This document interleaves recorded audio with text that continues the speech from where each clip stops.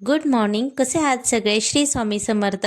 सकाळची सुरुवात तर सगळ्यांची आता थंडीनेच होत असेल, माझीही तशीच झाली. बाहेर येऊन थोडंसं बघितलं तर कोवळंसं छान ऊन पडलं होतं आणि मी माझं हे वॉर्म वॉटर घेतलं होतं. ह्याच्यामध्ये मी थोडंसं आवळ्याचं जे सिरप आहे ते अगदी अर्धा चमचा टाकलं होतं आणि तेवढ्याने सुद्धा अगदी आंबटाची चव लागते. कधी हनी घेते तर कधी मी ह्याच्यामध्ये जिरा वॉटर वगैरे असं घेत असते. तर आज मी आवळ्याचं सिरप टाकलंय.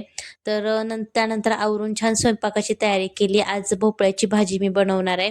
तर भोपळा छान चिरून घेतला, तेलामध्ये जिरं टाकून फक्त भोपळा टाकला आणि त्याच्यामध्ये हळद आणि मीठ टाकून छान ह्याला वाफेवरती मी शिजवणार आहे झाकण ठेवून.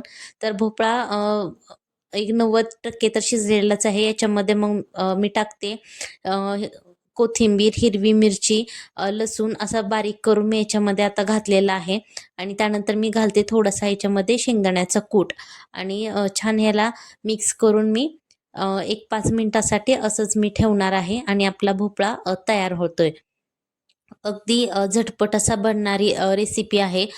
तुम्ही सुद्धा नक्की ट्राय करून बघा. याला पाण्याची वगैरे काही गरज लागत नाही. तर एक 5 मिनिटं मी याला ठेवते आणि छान आपला भोपळा तयार होतो. म्हणजे तेल सुटेपर्यंत थोडा वेळ ठेवायचा, मग आपला भोपळा तयार आहे. अगदी जास्त मसाल्यांची गरज नाही, काही नाही आणि भोपळासुद्धा आपल्या शरीरासाठी खूप छान असतो, हेल्दी असतो. त्याचबरोबर मी बनवते पालेभाजीमध्ये शेपूची भाजी. तर शेपूच्या भाजीमध्ये मी फक्त लसूण टाकते आणि कधीतरी मिरची टाकते, पण ऋग्वेद खातो त्याच्यामुळं मी मिरची नाही टाकत. तर खूप जण याच्यामध्ये जिरं घालतात किंवा कांदा घालतात. तर पालेभाज्यांना कांदा, जिरे ह्याची फोडणी द्यायची गरज नसते. ज्या सुक्या आपण बनवतो त्या भाज्या, मेथी, शेपू, तांदूसा, त्यानंतर बाकीच्या आणखी कुठल्या भाज्या असतील त्या भाज्यांना ज्या सुक्या बनवतो त्यांना कांदा वगैरे हे घालायचं नसतं. तर आता ह्याच्यामध्ये मी घालते अर्धा तास असं भिजत घातलेली मुगाची डाळ याच्यामध्ये घालते. तुम्ही मटकीची डाळसुद्धा घालू शकता आणि याच्यामध्ये मीठ आणि शेंगदाण्याचा कूट घालून आता मी हे झाकून हे सुद्धा मी वाफेवरती शिजवणार आहे. मिठामुळे ह्याला छान पाणी सुटतं. त्यानंतर भाजी होते तोपर्यंत मी तुम्हाला दही दाखवते. हे मी मातीच्या जे मडकं असतं त्याच्यामध्ये मी दही लावते आणि दही अगदी घट्टसर लागतं आणि चवीलाही खूप छान लागतं. तर आपल्या दोन्हीही भाज्या ह्या बनवून तयार आहेत. भोपळा तयार आहे आणि भाजीसुद्धा तयार आहे. तर आत्ता मी घेते डाळिंबाचा ज्यूस. तर हे मी गाळून घेतलेलं नाहीये, म्हणजे फायबर याच्यातून निघून जातील म्हणून जे बारीक करून तसंच मी पिते. तर हे माझं जेवणाचं ताट आहे. मी ज्वारीची एक भाकरी घेतली मीडियम साईजची, भरपूर असं ककडी घेतली आहे. त्यानंतर भोपळ्याची भाजी भरपूर घेतली आहे आणि शेपूची सुद्धा भाजी भरपूर घेतली आहे. म्हणजे फायबर वगैरे मी जास्त घेते आणि जे कार्ब्स आहेत ते कमी घेते. हॅलो. तर सकाळपासून मी माझं डाएटचं रुटीन तुमच्यासोबत शेअर केलं आहे. प्लस थोडंसं भोपळ्याची भाजी मी कसं प्रकारे बनवते हे सुद्धा मी तुमच्यासोबत शेअर केलं आहे. जे काही उठल्यापासून माझं डाएटचं रुटीन आहे ते पण सांगितलेलं आहे. मी काय खाते किंवा किती प्रमाणात खाते हे सर्व शेअर केलं आहे. आत्ता 4-4:30 झाले. तर मी आता अर्धा पेरू आणि थोडंसं केळ, अर्ध केळ एवढं मी खाल्लेलं आहे. तर आता मी बनवते गुळ शेंगदाण्याचे लाडू.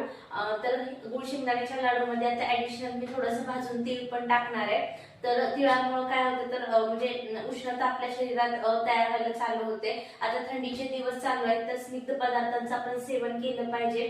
तर याच्यामुळे मी थोडंसं आता ऍडिशनल थोडंसं तीळ घालणार आहे आणि बाकीचं सर्व आता उष्ण पदार्थांचं आपण सेवन करायला चालू केलं पाहिजे. जसं की तीळ म्हणा, तिळाच्या रेवड्या किंवा तिळाची वडी म्हणा किंवा हळीवची खीर, हे असे पदार्थ आपण आता वारंवार आपल्या आहारात वाढवले पाहिजे. ज्यांच्या म्हणजे ज्यांना आयुर्वेदात म्हटलं जाते की कोंडा वगैरे जास्त ज्यांच्या स्कॅल्पवरती होतो, तर अशा लोकांनी स्निग्ध पदार्थाचं जरा जास्त सेवन केल्यामुळं काय होतं तर आपली त्वचा आहे ती वृक्ष कोरडी वगैरे पडत नाही. म्हणून आपण अशा स्निग्ध पदार्थांचं सेवन केलं पाहिजे. तर चला आता मी गुळ शेंगदाण्याचे लाडू बनवते आणि नंतर तुम्हाला भेटते. तर आपले हे लाडू आता गुळ शेंगदाण्याचे बनवून तयार आहे। त्याच्यात मी दाखवल्याप्रमाणे भाजलेले सुद्धा तीळ घातलेले आहेत आणि ते आपल्या शरीरासाठी थंडीमध्ये खूप महत्त्वाचं आहे। तुम्ही सुद्धा हे असे लाडू बनवत असेल तर त्यात म्हणजे थंडीच्या दिवसामध्ये तीळ जरूर टाका भाजून। त्याचप्रमाणे आता मी स्वयंपाकाची तयारी करत आहे आणि आज मी वरण भातच खाणार आहे, दुसरं काही खाण्याची इच्छा नाही। तर कधी कधी सूप घेते, सॅलेड घेते किंवा वेगवेगळ्या प्रकारचं म्हणजे चण्याचं सॅलेड असेल, हिरव्या मुगाचं सॅलेड वगैरे असेल तर ते मी बनवून खाते। तर या पुढच्या व्हिडिओमध्ये ते काय काय सॅलेड मी बनवते हे मी तुमच्यासोबत शेअर करेन। तर चला आता आपण स्वयंपाकाची तयारी करूया। तर संध्याकाळची वेळ झाली, आता देवाला अगोदर दिवा लावलाय आणि मी आता माझं जेवण करून घेणार आहे। 6:30 वाजले आहेत, तर मी आता जेवण करते। थोडासा भात घेतला आहे, भरपूर टोमॅटो असलेलं असं वरण घेतलं आहे आणि सॅलडच्या ऐवजी मी सकाळचीच थोडीशी भोपळ्याची भाजी घेतली आहे। सो मी आता माझा डिनर एन्जॉय करते। So bye.